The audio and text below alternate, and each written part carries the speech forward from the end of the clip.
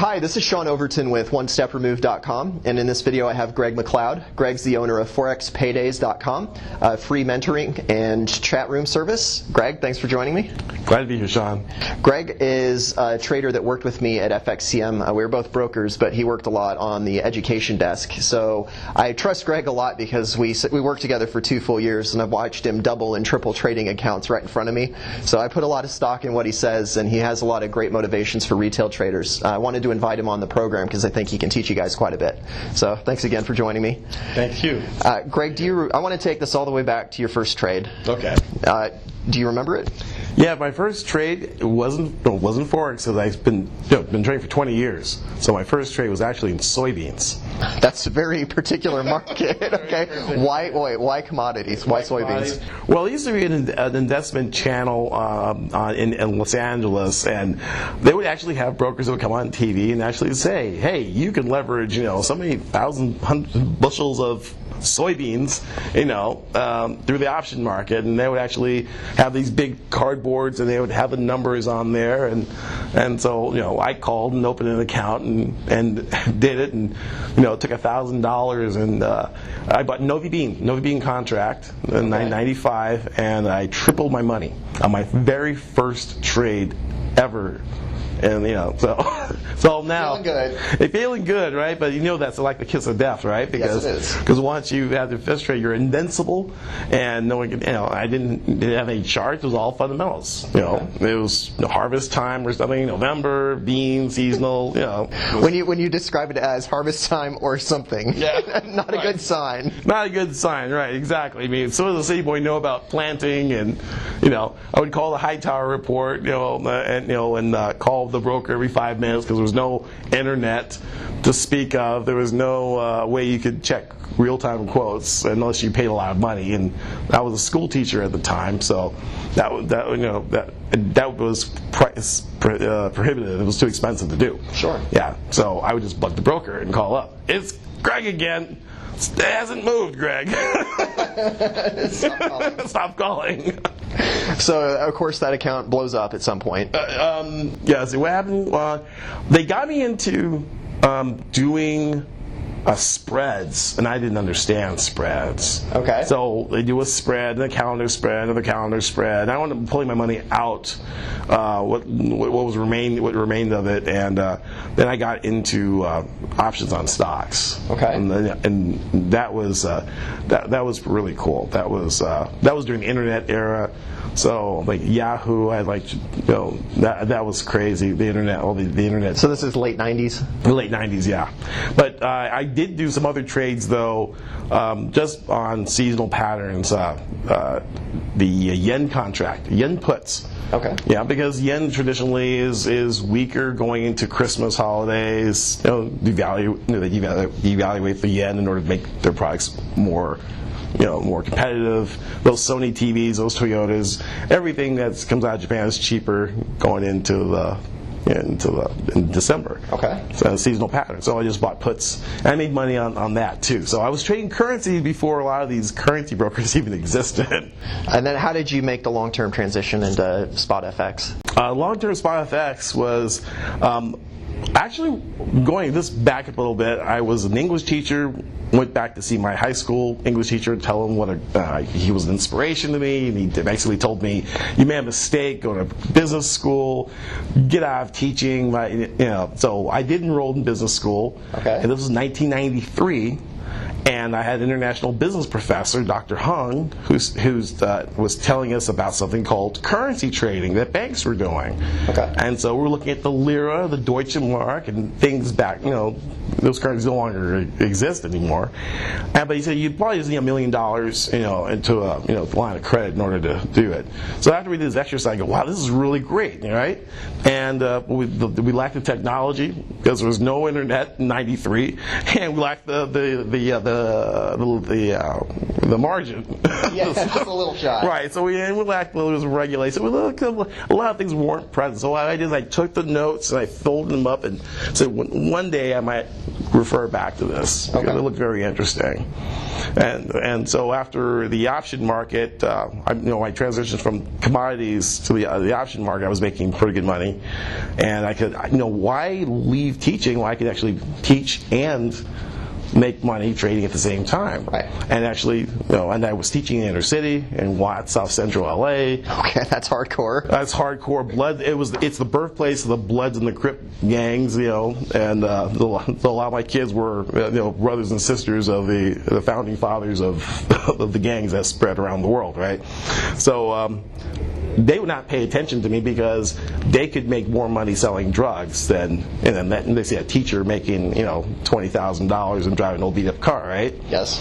But when I was able to show them how much money I could make trading, they wanted to learn. I said, well, if you listen to me teach English, I'll give you a little bit of time to teach about trading. Okay. So I got their attention, and so that was a love affair for a number of years, being able to incorporate the stock market and reading the newspaper with English, creating some type of a motivational, real life application for the reading skill. Okay. Looking at, well, why do you want to buy this stock? Well, I want to buy Clorox because they used to wear the white T-shirts. So he wanted to go long Clorox because I got to keep my T-shirts. Why? Well, he bought it in a portfolio and it went up.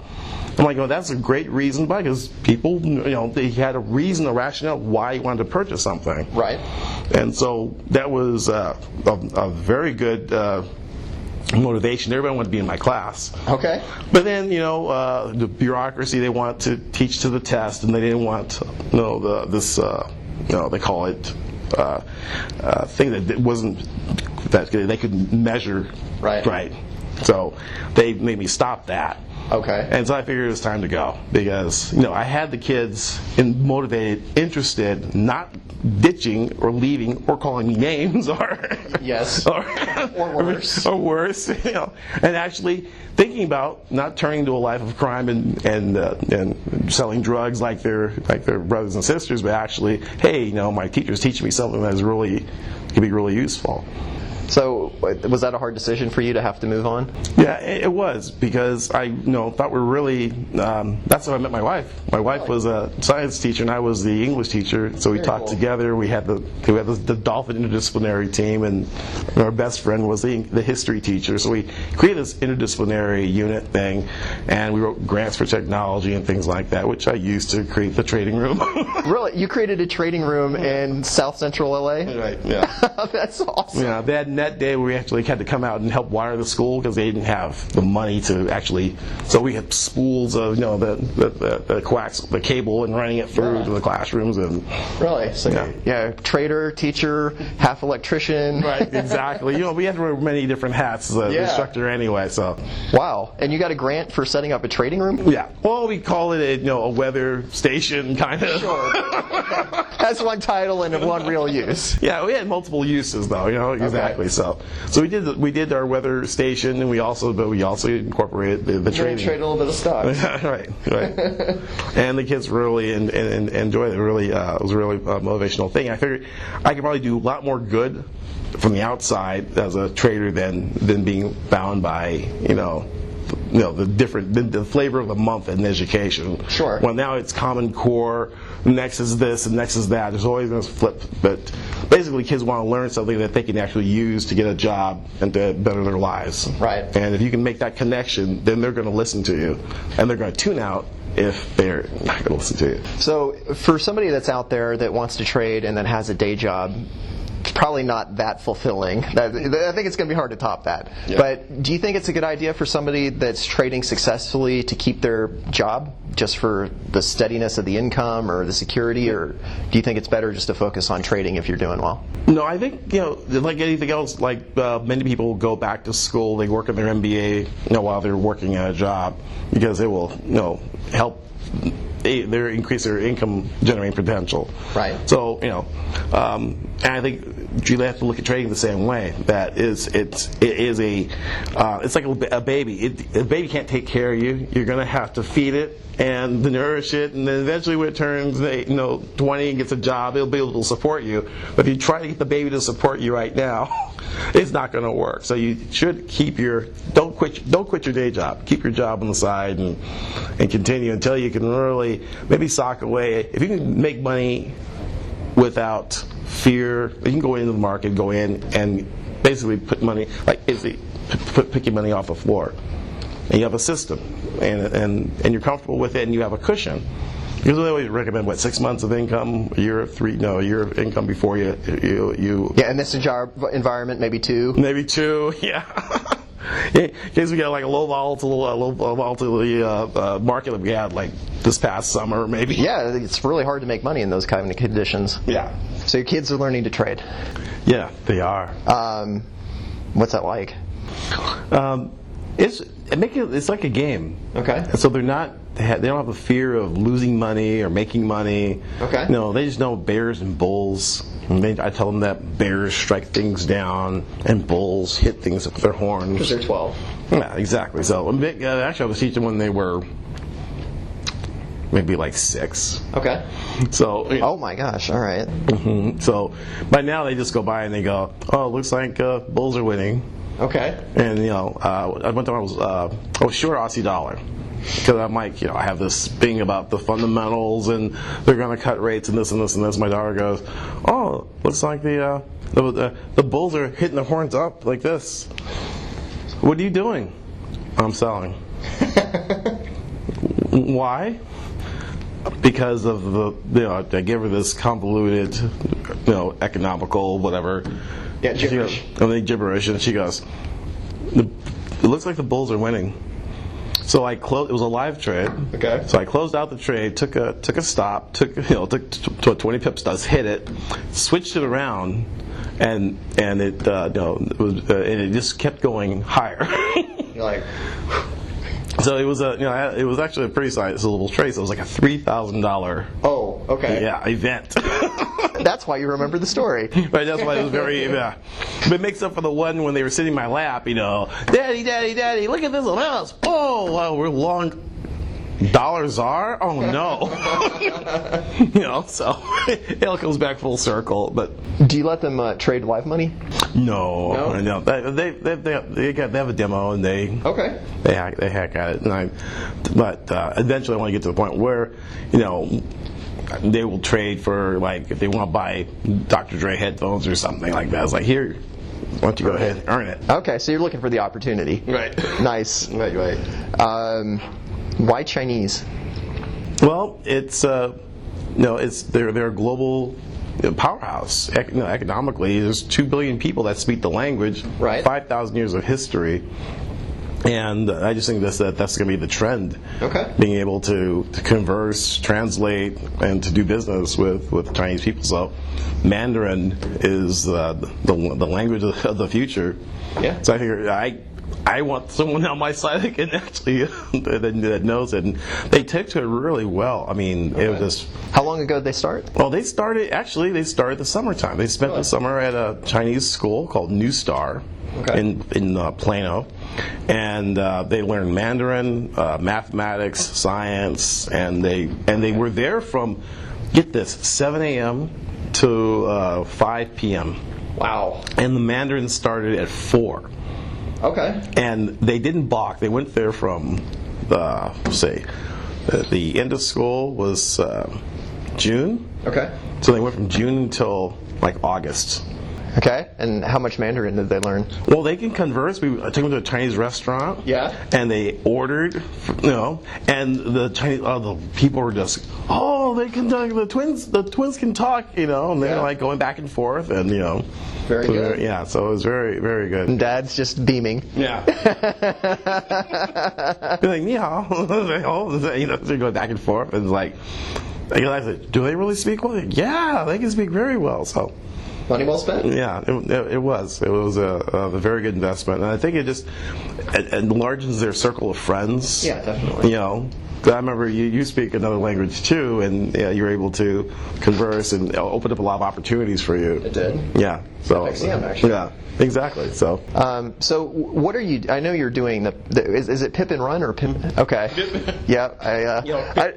Pip and Run. Those are like the hidden. Jeff Cooper used to have a training system called Hit and Run. Okay. Back in the late '80s, early '90s. And so my whole idea was, I used to do the swing trade thing, and I'm up 15, 20 pips, and then all of a sudden I'm stopped out, and and then I'd do it again, and I do it again. I go, what if I just took those 15 pips? And then people around me would say, no, you have to go for this 2-to-1 risk-reward ratio and let it go to 300 pips. But I got 15 right here, and I just did it over and over again. And so that's how I was born. I said, let me go take the bird off the screen. Okay. Instead of bird in the hands with two in the bush, let me take that bird off the screen and just pocket it, ring the register. Like the meter drop, like a taxi cab driver. You can either go for that big run and get the guy that you can take to the airport, right? Or you can take the old lady a little late to the market and to the store and do all her errands, right? And you can make a lot more money doing a little repeated meter drop. Yeah, just volume. Yeah, so volume. So that's and then. When I was working at the brokerage, it was one of the things that new platform that came out with was the Active Trader platform, and the CEO wanted to see videos or something that would promote the platform. So 3 pip limits, repeatedly making videos would become viral. Right. That was his idea. Okay. He's like, can you do it? I go, yeah. That's what I do. Yeah, and then I was able to do it in front of a live audience in Vegas. They asked me to do it at the Currency Expo in Las Vegas. Okay. So I have 300 people in a room. Okay. And it's like, I can't sing and I can't dance, but I can trade in front of a group of people, and I'm trading pound yen. Okay. Okay. And in 22 pips in 3 minutes. Okay. Here we go. We're going along. We're bouncing off of a next one daily pivot. Price bounces up. I get long, and people are going, "What are you doing, pound yen?" And then just clicks out, and I go, "Oh, limit, winner, chicken dinner," because we're in Vegas. Right. So a whole, these people. Then people start streaming in the exits, and sitting in the fire exits. Right. So it was really cool because across the hall there was another seminar going on. Everybody's coming into yours. Right, by our fearless leader that was kind of empty. But everyone was coming in. I'm sure he's okay with the audience being entertained. Yeah, because it translates into people who are excited that, hey, this guy can do it. We can do it too. Yeah. So I use more of it in the way of, I learn by doing and learn by seeing. Okay. And I always saw people, teachers, educators, when I took workshops in Forex, they always took historical data and they, this is what you did here, and they did on the weekend, historical data, the market's closed, no pressure. And I said, what if you could do it and show people? Because then they can see, if they can see themselves do it. Yeah. And then that's when, the level of application from knowledge, I know that this will support you by support, and it bounces up. Another thing is to see it happen in real time and do it, and then actually be present for it. Get a little of the fog of war. Yeah. Have to deal with emotion and wondering about, is this the right decision, and just shove you in the deep end. Oh, yeah. It's great because at the Currency Expo, I had someone in the audience going, well, it looks like you're going against the trend. I go, we'll just wait until you have these, and then all of a sudden it hits on the green arrow comes on the screen. I go, so there you go. That's the ultimate answer, isn't it? Yeah. So I had people actually come up to me and say, hey, well, I'd like to see this again. What you doing online? I go, well, talk to that guy over there. Okay. Talk to the boss over there, and that's how Pip and Run was born. Really? Yeah. Okay. So I got the commission to 5:30 a.m. Eastern time, and we've had as many as 600 people on the homepage of that of their website when I was doing it. Okay. So is Pip and Run strictly your venture, or is that an FXCM thing?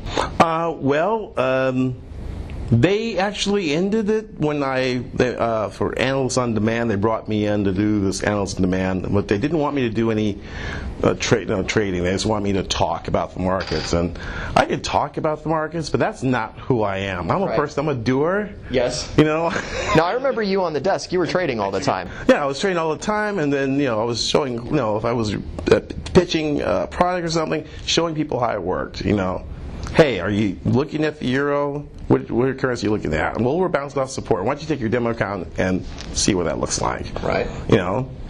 And so they go, oh, wow, it actually went up. And so that's, just the whole idea of showing, it's an infomercial. Yeah, basically. Yeah, it chops, it dices, it.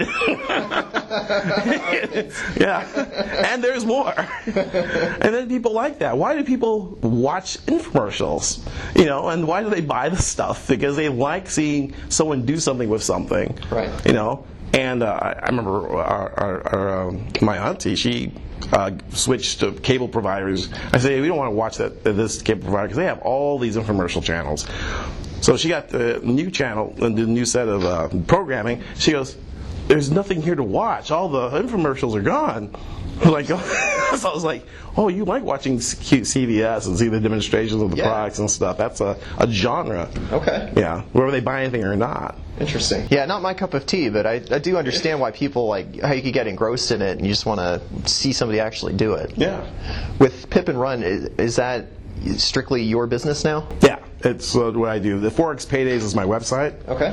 So, because it's real simple. It's cheesy. It's a neon light, like a payday loan. ForexPaydays.com. Okay. About creating a payday. Right. Because I would actually have people watch Pip and Run, and they get, when they pulled Pip and Run, I had this guy Terry go, Greg, when you come back online? I had to get a job. I was like, Terry, were you actually trading live, man? He's like, going, yeah, man, I was just you were in and out of the market in like an hour, and I made all the money I needed to make. Now I got a good job. I can't handle it. So, really? And I had desks in London saying we were streaming your stuff into our office and stuff like that. Okay. So they're like, well, you guys didn't break me off anything. You didn't hook a brother up. He's like, you sent me something, we could have kept this on, right? Or you could have, trading with the FXCM account, maybe had more. This is just for my knowledge. Is Pip and Run, was that an FXCM venture and then you moved to, what's the new website? Or how does it work? Pip and Run was my idea. Okay. Yeah, it was, it's like Suhail and I were having, I think we were eating, we're at like some type of Indian buffet. And so I like this. This is going to be a good story. Like, hit and run, quit and run, Pip and Run. He goes, Pip and Run. And I was like, oh, that's it. That's it. And then, why buy and hold when you can Pip and Run was a motto. Why buy and hold? You get why and hold, you're going to be stale and mold, And I get these people going, oh, the risk reward. You go, if you get your accuracy up 80-90%, you don't need 2-to-1 risk reward ratio. No, you don't. Yeah, right. The key is getting your accuracy up. I had this girl, Tracy Anderson, she is from England, but she lives in Australia. And she what I do is I offer people free 30-minute coaching, personal one-on-one coaching sessions for 30 minutes. Okay. Because you can't, in a classroom, you can learn in a class, you can learn from a video, but to have a coach in your face telling you, hey, you need to do this, you need to do this, like stand a certain way, like my daughter played golf for the Planet West golf team. Okay, and so she had a swing coach. I go, I have to have a swing coach? And how much is that? Oh, $150 an hour. I go, she goes to class and she has to have a swing coach? So yeah, that's part of the package there. She can hit it 450 yards. Yeah, so she almost got a scholarship on that. But the thing about it is that Tiger Woods has a swing coach. Joe Montana had a quarterback coach. So anyone that wants to be a professional has to have a personal coach or mentor. And sitting in a classroom with 30 people in Florida somewhere paying $6,000 and $7,000, I figured marketing opportunity, I'll be the Walmart of mentorship. Okay. Charge people $200, 2 hours, and I can straighten you out. I can at least we can give you measured results, take an inventory of where you are now, talk to you, then go through my simulations and things like that. I have a simulator. We go through it. What are you going to do here? Oh, I'm going to go long. Why? Just like my daughter did me. Why? The bulls are going like this, and why are you doing that? We get and then they go, yeah, you're right. And then I get them to, I just listen. Why are you doing this? And I'm doing this for the money. I feel bad because when I lose, and when they start getting outside of themselves, because most traders are internally, yes, they basically stuck, and they can never get outside of their own thinking. And so with Tracy, 30 minutes, also she had 34 trades, 34 winners in one session, 4 losses. Okay. Human resource lady from England, she is a Geordie. So she's a little village in England. Okay. They have a completely different language, but she lives in Australia. Okay. And she was Greg Seckler was, she went to classes with one of these Australian. I said, did he ever trade with you? No. Did he ever talk to you? No. You're the only one that ever talked to me, and I made money off of a 30-minute free course. So she went ahead and signed up for more. But it's like riding a bike. Once I show you, and if I show you right, you won't need me anymore. Yeah. That's the whole idea. You can come back for a tune-up, but I'm not trying to get you hooked up in the pharma kind of trader education. Where here, you need this. You need level 1, level 2, level 19. You never get it right. Right. I just want to be more efficient with people's time and say, this is pip and run and learning too. Yeah. Yeah, so I just really enjoy that, being able to talk to people and then get them, and then seeing them do well. Yeah. It's just awesome. It's just a big, awesome feeling. So what's the balance for you between trading, because trading is your primary income, right? Yes. What's the balance between trading and running the coaching? In terms of time commitment. Time commitment? Well, I look at trading as there's more liquidity Tuesday, Wednesdays, and Thursdays. Okay. So I do most of my trading, my pip and run trading during that time. That Monday and Friday I reserve for coaching. Monday, Friday, and Saturday morning. I'll do an early Saturday morning for people in Europe or Australia. So they're afternoon is my morning or something weird like that. So I'll get up early for them. But then that I find the markets are very liquid during Tuesdays, Wednesdays, and Thursdays, because frankly that's why traders got into trading. They take off Fridays. They go home. They go home early. Right. And the guys on Nasdaq, they leave on Friday and and they don't come back till Tuesday. You'll see manic Monday. You'll see markets usually going one direction on Monday because of the low volume, and then boom, everything reverses Tuesday, Wednesdays, and Thursdays. So it's like, well, why deal with manic Monday when the real market comes in on Tuesday? Do you find that to be profitable in FX as well? Yeah. That's the FX especially. Okay. Yeah. So fade Mondays. Yeah, fade Mondays. I don't like the first week, because you've got the. I think look at my mom used to make these peanut butter and jelly sandwiches on wheat bread, and when you're a little kid, you just hate that crust. Right. I would peel off that crust. I get that soft middle. The trading month is the same way. Okay. That top first week is non-farm payroll, choppy. Peel that off. Fridays, the weekends, just peel that off. The Sunday trade, you want to trade on Sundays, so you think, oh wow, it's Sunday, and it's real choppy liquid. The last week, you've got fund managers who get their monthly bonuses and things like that, and performance bonuses. They're not going to risk what they made the other 3 weeks on the last week. So you find very liquid that. So I try to avoid that last week, the first week, and those edges, and just go for that meaty center. And I use those weeks for my training and teaching and coaching. And when you're trading full time and you have these huge gaps of time, but you're mainly trading full time, quote unquote. Right. Do you drive yourself crazy, at least in the beginning, when you're trying to feel like you're working, but there's not anything to do? Yeah, well, since I'm trading and I also have a community, because I have a free chat room for people to, we converse in their community. So, a lot of people are charging, $299 for our chat room. I want the free flow of ideas for people to exchange and talk. And so we have a Skype room. And then, so in between trades, we'll talk. We might banter about, put some charts up, and that keeps everyone, engaged. because they're either talking about charts or we'll go a little bit of distraction, but we'll come back. But we're forming a community because we're all short-term traders or medium-term traders, and that's great. So that's an opportunity for people to get to know other traders, and instead of being bored and placing trades, you can talk to somebody. Right, exactly.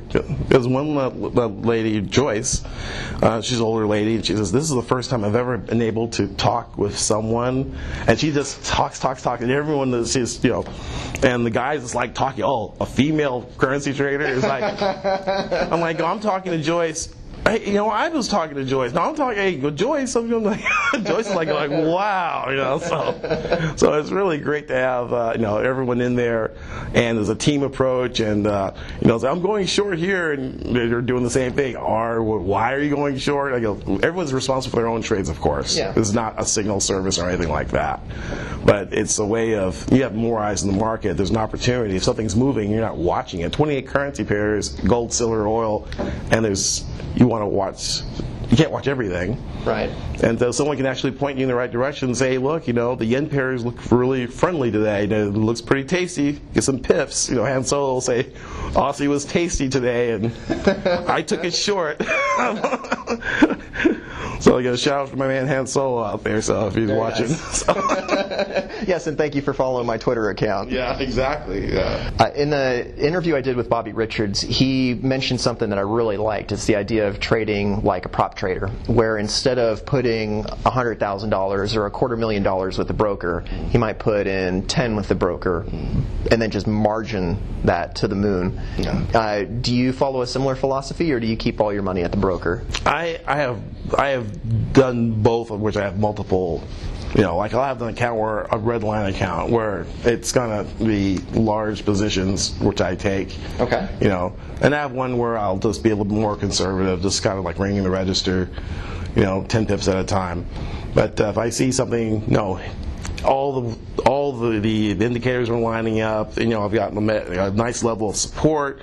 I've got moving averages crossing the right direction. I've got the Aquarius, moon in the Aquarius, and all that. Just everything lined up. Then that's something I step on the gas because I don't want that to affect my other. Because if it goes wrong, you could mess up everything. So yeah, it's a balance. You do some big, some small. Try to just keep the risk in tune with what you're trying to do in the account. Right, exactly. When you're doing well and you have profits in your high-risk accounts, do you have any trouble taking that money out, or are you always trying to leave it in because you think you could compound it faster and get more? In the very beginning, I always thought I could scale it up. I've done that with stocks and options. That leads to the transition into Forex, where I took my retirement and ran it up from 30,000 to 300,000. Right? You're feeling very clever. Really good. Yeah. It's 1998, and everyone's very clever in '98, right? Yahoo! I caught that move. That was like the biggest move, and I was in it. And A, B, C correction down when they were, we got analysts saying, target is 1,000, right? Okay. Yeah, and it drops to 33, then 14. Yes, and instead it's how low can it go? Right, exactly. So, but I had actually, I bought a course, a Forex course with a company, and I think it was MTI. Okay. And they said, it's $6,000 or something like $4,000. I said, okay. I was day trading Yahoo. I was making $10,000 a day. Okay. Just slamming 10 contracts at a time on Yahoo. So I said, if I make it tomorrow, I'll come back and I'll go ahead and do it. And I go, that must be a sign. So I went and did that, and then I actually paid for my Forex course with my options profits. Flew down to Houston, took the class, and I go, okay, this is really interesting. I put it on the shelf. And then 98 happened. I'm like, let me pull that off the shelf because of the leverage. I got a little bit of capital left from the meltdown in the stock market. So I'm going to try this Forex thing. Okay. Yeah. And I think I traded with MG Forex. Well, these brokers don't even exist anymore. Yeah. Tell me about it. Yeah. So how did you get to the point where you have those kind of spectacular profits, you give them all back? Yeah. At what point do you get the discipline to say, okay, I'm sitting on, I don't know, I have an extra $3,000 in the account. Do I want to leave it in there, or do I want to pull it out? But I pull it down. Okay. I pull it down and start from a base, and then just pull it down again. Yeah, because if you operate from a mindset that of trying to make $1 million at one time, basically saying you don't have it, and then it becomes a self-fulfilling. You got a lack mentality in your head. Yes. And so therefore, you don't have it, then therefore you sabotage yourself, and then you won't have it. But if you're comfortable with taking it down, because I know I'm very confident I can make it again. So therefore, you create a new thought, a new mindset of abundance. That I don't need this. I don't need it to have a whole bunch in there because I'm good.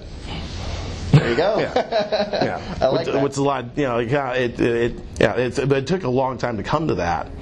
It's always I've got this now. I'm this close. 300,000.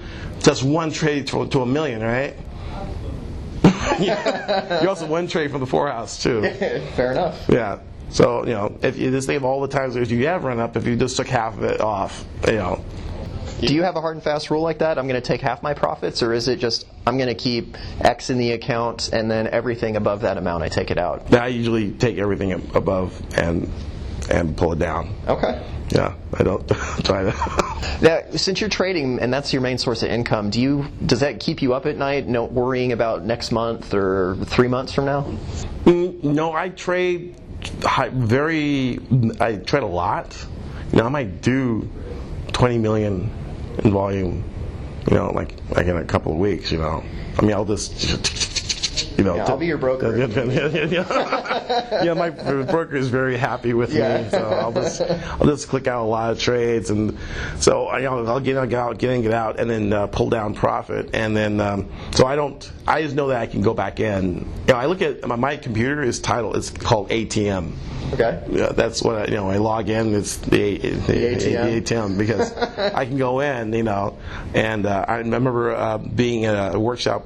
At Rob Booker's workshop, and we were doing a simulated trading, and we were in teams, and he teamed up with me. He's like going, I think it's going to go this way, and I'm like going, I'm counting Elliott waves. I'm like, we need to buy the breakout. This is at all-time high. Buy the breakout. So and he's like, you're disagreeing with Rob Booker. He's like going, I'm wave counting in my head, and then we press the bar the next, and boom, the next bar was a big bullish bar. Okay. Yeah. The next day I got an email from him, and says, "Where do you think the pound dollar is going to go?" And like, it was very cool to have Rob Booker actually because I was, this is 2003. It wasn't, I've only been trading for a few years, and so he was, in fact, he follows me on Facebook, and on Twitter too. I follow him. Very nice. And then when I did my currency expo, he was in the audience. So that was like, wow, this is like full circle. I went to your workshop in 2003, and you're at my workshop now. So it's just a real satisfying feeling when and then you can teach people. It works. Sometimes you say, well, am I lucky? But when you do it, if you teach what you know to someone, and then they do what you did, they kind of say, okay, this stuff, it really just reinforces. Because, sometimes you like, I must be really lucky today. Or then someone will say, hey, Greg, did you see that? I got that too. And it's just a really good feeling, because most people, 90% of all traders lose. They're still so kind of negative. And there's numbers out there, but there's people that actually, in any profession, you're going to find 90% of people are going to fail at something, and they're going to drop out of school. You were in college, and the people that you were in freshman year were not with you when you walked across stage. Yeah, that was my first major. Right. It's like, yeah, so, Forex is no different than any other industry or profession or school or any endeavor, human endeavor, that you're going to have certain people are going to make it and certain people aren't. But certain people are going to, they're going to excel, they're going to catch on to it. Yeah, and what we always liked about you on the desk is you're the sunniest guy in the room at all times. How do you know anybody that's naturally pessimistic and that does well in your trading rooms, or is everybody upbeat by nature? Sue is, I know a trader. He manages a great deal of money, and he's a friend. He reached out to me because for the very same reasons. I've watched you on your videos and the forums, and everyone's always happy to see you, and you're so happy to see them, and I just want to be your friend because I'm like going, well, Okay. I'm like, sure, why not? You know. He goes, I don't like people, but you know, because I was Wow. like, Okay, that's very honest. but yeah, he's very honest. He says, but you know, I like kids, and I liked students, and I liked, you know, I was always happy to see my students. They're like, why are you so happy, Mr. McLeod? Because I'm very happy to see you. And I was a chaplain in a Central Juvenile Hall. Okay. For at-risk youth, so I would, you know, talk to kids who have been there for 25 to life. How you doing?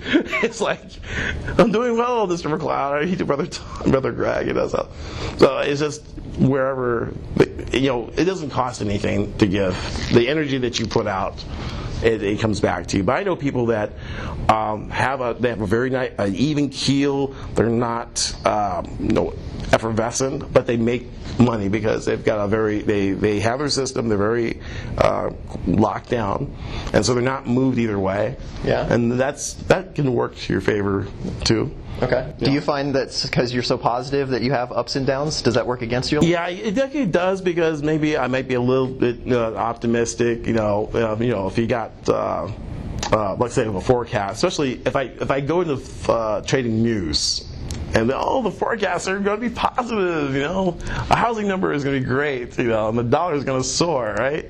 And then the number comes down, and then, you know, that messes up the forecasts, you know. So, yeah, I have to, you know, tone that down and just kind of be very objective. Okay, that number disappointed. We need to get out of the position and turn. So, but you always have to expect the worst.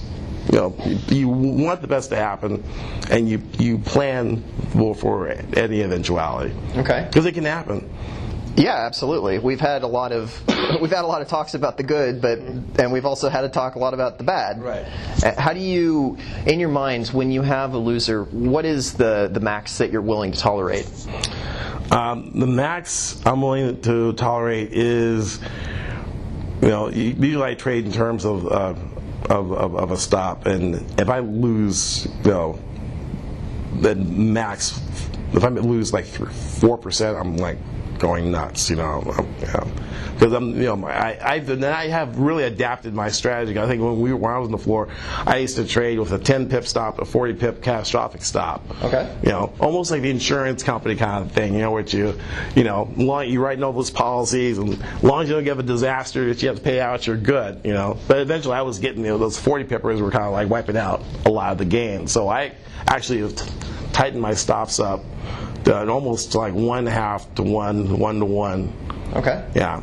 So I'll take the loss quick, because if I'm right, and if the methodology or the conclusions I came to have not been disproved by the market, and if the level's still held, then I'll get in again. Okay. Yeah. So I'll take an 8 pip stop and get stopped out, and all of a sudden it bounces and comes back up, and I'll get back in again. Then you're fine with that. You don't feel like you're getting revenge. No. Okay, Yeah, that's just an objective, cold analysis. Right, but if the conditions change, like, okay, well, we broke the level of support, and now we're we're below a pivot, and maybe there's some type of fundamental news that's different. Maybe CPI is lower than expected, and and they're cutting interest rates. Right. You have to look around, because I like looking holistically at all the markets. And then look at in terms of my trade. You're doing a lot of day trading, a lot of fast action. When you are done at the end of the day, are there trades that you don't remember? Yeah, I don't. Yeah, I've had people ask me, "What about that trade?" And I took 15, and they kind of become a blur. Yeah, so how do you step back and do the analysis to make sure that you're on your game?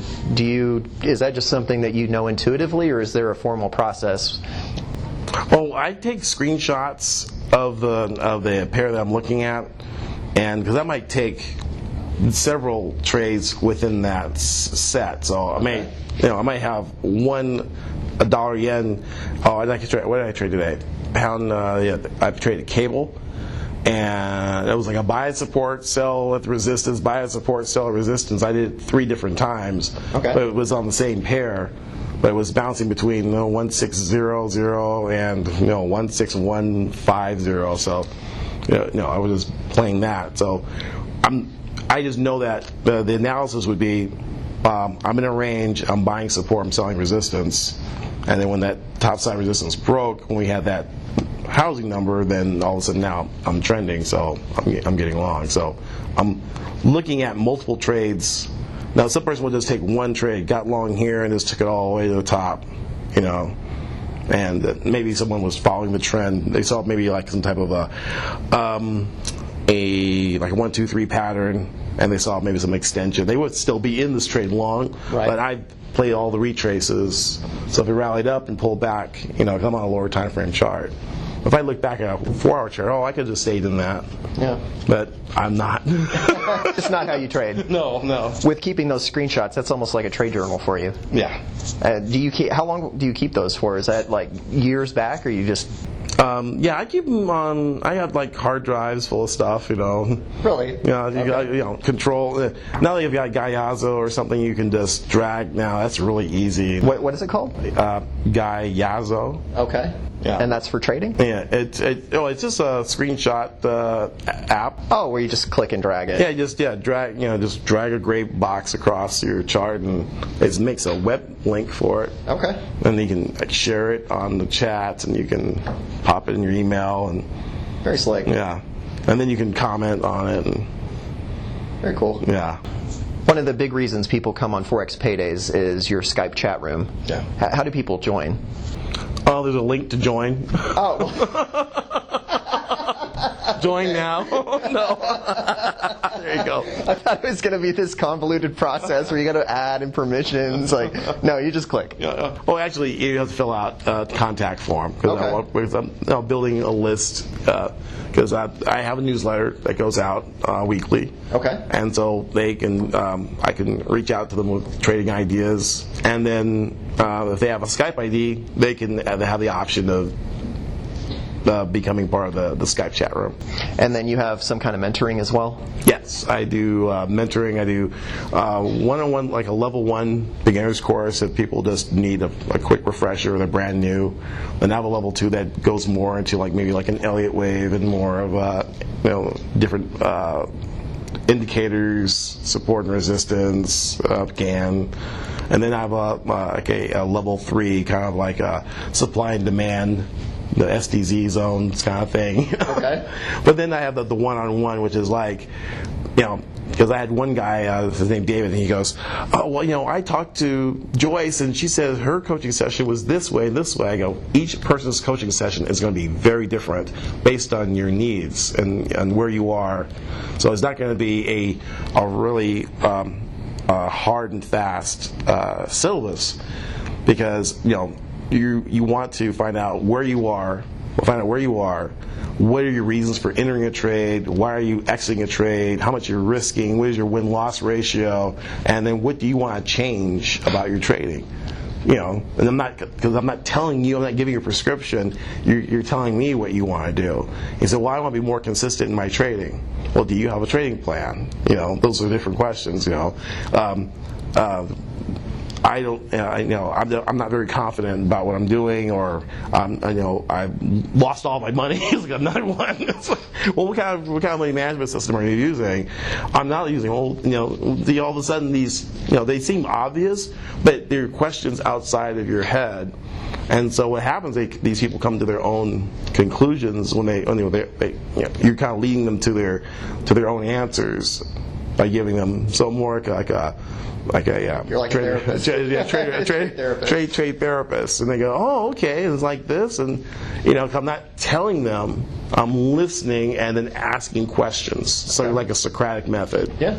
And then by asking those questions, they can come to a different a perspective, which will take them outside of where they were, and they can be where they want to be, and they can measure it. They can say, okay, I felt like I was a 3, now I'm a 5, but I know I'm a 5 now. I know what I need to do next. Yeah. And those little tiny corrections see big increases in performance. And I think there's a guy named Stedmeyer, and there's Ari Kiev. These are the guys that talk about trader performance. They treat it like an athletic event. By making minor changes in behavior leads to this huge results. Since you get to talk to so many traders, what would you say are the most common mistakes that retail FX traders make? I think they try to do everything. They try to monitor too many pairs. Okay. And it's kind of like they're missing something. So they're kind of like hyperactive, kind of ADD. Yes. Instead of basically saying, hey, you know what? Be a specialist. Like there's market specialists who like they're at AOL Post and they just trade AOL, or they're at IBM Post, or maybe they're in the corn pit. They just trade corn. They don't have the corn jacket and the soybeans jacket and maybe a gold jacket, a silver jacket. They specialize. So becoming a specialist at 1 or 2 pairs and 1 or 2 strategies, because I just trade 1, 2, 3 or ABC, new highs, new lows, higher high, higher low, and that's all I'm looking for. At support and resistance. There's a lot of different ways of scaling the cap, but if you just focus on looking for your setup, and when that ball crosses the plate at this angle, that's your home run, right? So they'll only choose what, instead of trying to go to the buffet and you grab everything because it's there. Why do you have everything on your plate? Because it's there? No. Just pick one thing and you can see that one thing. Maybe it's just divergence. Just trade divergence. Trend line break divergence, and just something simple that you can get. Opening range breakout. That's a easy and job friendly. Yeah, just take the horizontal range before the opening of the equity market, and take a high and the low, and look for trade that breakout out of that. And it's a consistent, methodical, something that you can replicate. And if you mess up, you can make adjustments because you can make these adjustments because you have something that you're looking at consistently, instead of having, I'm looking for triangle breakouts and inverted head shoulders and all these different things, and your mind is scattered, so you can never hone your approach. Okay. Yeah, that's great. That's all the questions I had. So, Greg, thanks for joining me. Thank you, Sean. It was a great pleasure. And thanks for listening.